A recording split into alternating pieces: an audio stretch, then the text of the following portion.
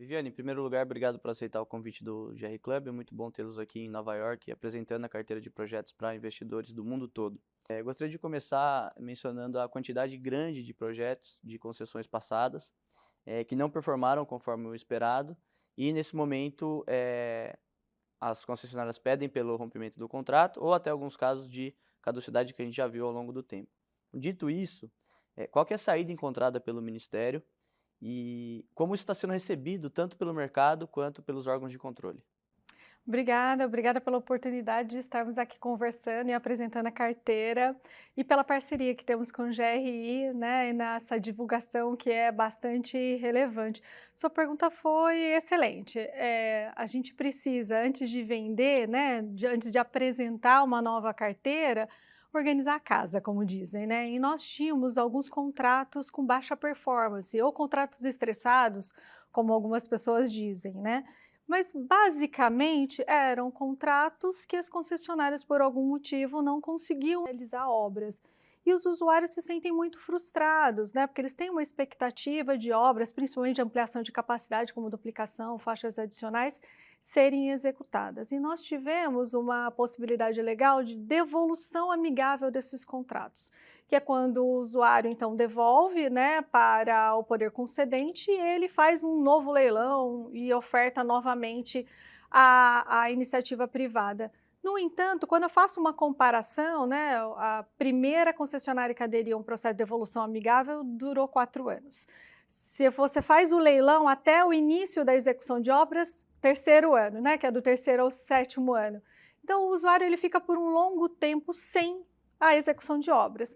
Então, nós, em comum acordo com o Tribunal de Contas, com a NTT, né, em parceria com diversos atores, nós propusemos uma otimização desse contrato, que é modernizar ele, trazer as mesmas condições de um contrato novo, mas com a concessionária existente. Sempre com interesse público, né? Sempre com o objetivo de retorno imediato de obras. Eu acho que isso é muito importante para a gente ter mais obras que o nosso país precisa. Perfeito. E já em relação aos novos projetos da carteira, e nós acabamos de ter uma reunião com o Ministério apresentando toda essa carteira, né, especialmente os projetos que devem sair este ano. Quais fatores te deixam otimista pensando nessas licitações? Quer dizer, o que te garante que não haverá os problemas que nós vemos com concessões mais antigas, né? É um conjunto de experiências e de ações, né? Eu acho que o Brasil ele é muito novo em contratos de concessão, a gente tem menos de 30 anos, né? E a gente faz um apanhado de erros e acertos. Eu acho que a otimização nos ensinou muito com isso, né? O que a gente pode fazer para melhorar os contratos que já existem e faz um apanhado de experiências dos outros países, né? Juntamos isso numa política de outorgas. Pela primeira vez, o governo federal disse para a iniciativa privada quais são as condições, qual é a carteira e o que está, né, sendo ofertado. Ter essa previsão é muito importante para o mercado. E nós ouvimos muito para construir essa política. Não foi algo que o governo federal fez, foi algo discutido com o privado, porque é uma parceria, é um conjunto de ações feitas com uma parceria com a iniciativa privada. Então, a gente precisa saber onde estão as falhas, quais são as necessidades de melhorias. Então, assim, a gente construiu conjuntamente. Ninguém sabe fazer sozinho e eu acho que quando a gente faz em parceria, a gente entrega algo muito melhor. Perfeito. Dentre essas otimizações, quais você destacaria que realmente fazem a gente crer que é certo dizer que os problemas que ocorrem hoje não ocorrerão futuramente? Nós temos contratos da primeira, segunda e terceira etapa muito diferentes, né?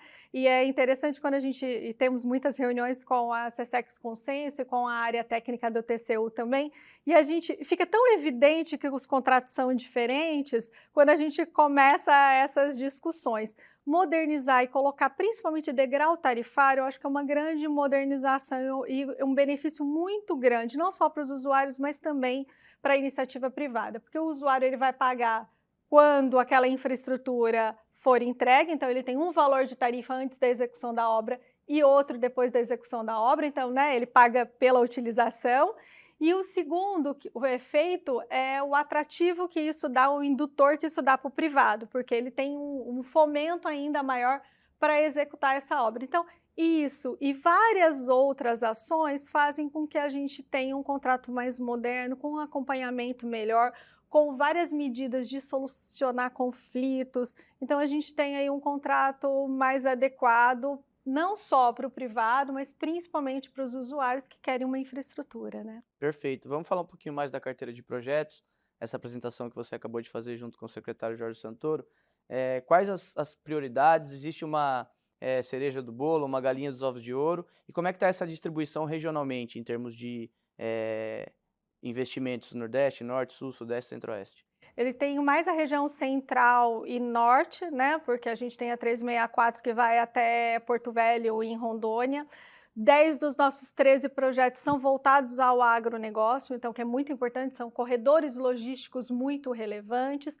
Temos parcerias com os estados, o que é um ponto bastante benéfico, com o Paraná, que é um conjunto de rodovias estaduais e federais. Fizemos 2 leilões de sucesso, ano passado lote 1 e lote 2, esse ano lote 3 e 6 e o ano que vem 4 e 5, mix de rodovia federal e estadual. E temos uma parceria com o estado de Goiás, onde eles delegaram algumas rodovias para a gente, GO 020, 60, 70 e 80, um polo em Goiânia, muito relevante também para o agro e também para o turismo, que a gente faz em parceria com eles. Então nós temos muitos projetos.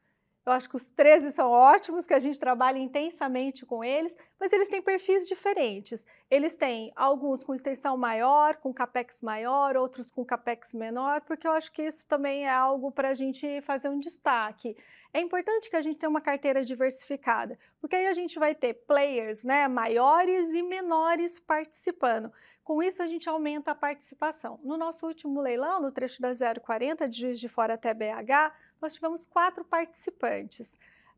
Nós não tínhamos uma quantidade tão grande de participantes desde 2018. Então, isso mostra que os investidores estão voltando a atuar no Brasil, têm interesse nos nossos projetos e ter uma carteira diversificada ajuda bastante. O que faz vocês se sentirem confiantes em relação a esse alto volume de demanda dos investidores? O que vocês têm ouvido? É importante que a gente tenha uma carteira disponível para que o privado possa estudar e analisar. Então, essa é a nossa primeira obrigação, ter essa carteira disponível, isso que a gente fez aqui com a parceria excelente com vocês, é poder divulgar a carteira.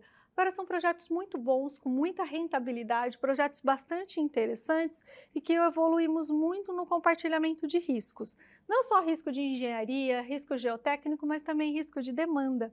Agora, a gente tem até 10% em projetos onde a gente já tem uma praça conhecida, né? A gente já conhece o tráfego que passa por ali. Um risco de 10% para mais ou para menos é do concessionário e acima disso compartilhado 50-50. Então é uma evolução no modelo regulatório, um pouco na linha do que você comentou, dessa evolução, desse aprendizado com erros e acertos, mas para a gente oferecer algo que seja bom para os usuários, mas também seja bom para o privado, porque é uma parceria. Excelente. Aproveitando a realização do Roadshow, vocês também foram a Madrid, vão estar em Paris com a gente, com o GRI Club. No escopo do novo PAC, os investimentos privados respondem por cerca de 1/3 do total estimado, o equivalente a um pouco mais de 600 bilhões de reais. Então, qual a relevância de realizar essas rodadas internacionais? Isso mostra que o capital estrangeiro é vital para que essa carteira possa deslanchar? Muito interessante essa sua pergunta, e é importante mesmo. A gente tinha, historicamente, uma alternância de 2 ou 3 players, né? E com uma competitividade baixa, né? A gente tinha leilão com 1 ou 2 participantes no máximo. Quando a gente tem uma maior competitividade, a gente consegue aí uma tarifa mais adequada, mais baixa, e também a gente tem uma participação maior, ela é muito relevante, é isso que a gente busca. E no Roadshow que fizemos em conjunto em Madrid, na Espanha, a gente fez muitas bilaterais e muitos investidores que já tinham atuado no Brasil e saíram em algum momento, conhecendo a carteira, demonstraram interesse em voltar. Isso é muito importante para o país. A gente precisa ter novos investidores, a gente precisa ter os que já atuam e trabalham conosco, mas para uma carteira desse tamanho, a gente também precisa de novos investidores. E é o que nós estamos fazendo aqui em Nova York, né? Trazer ainda essa carteira para oferecer a outros mercados e tentar levar ainda mais investidores para o Brasil, E nós temos muitos projetos, o Brasil é muito grande, precisa de muita infraestrutura, e uma coisa interessante desses investidores é que eles veem o Brasil como um celeiro de alimentos. Então, reduzir o custo, né, de transporte, né, oferecendo uma infraestrutura mais adequada, vai baratear o valor da comida não só para os brasileiros, mas para o mundo, né? Então, a gente precisa ter uma infraestrutura boa e adequada.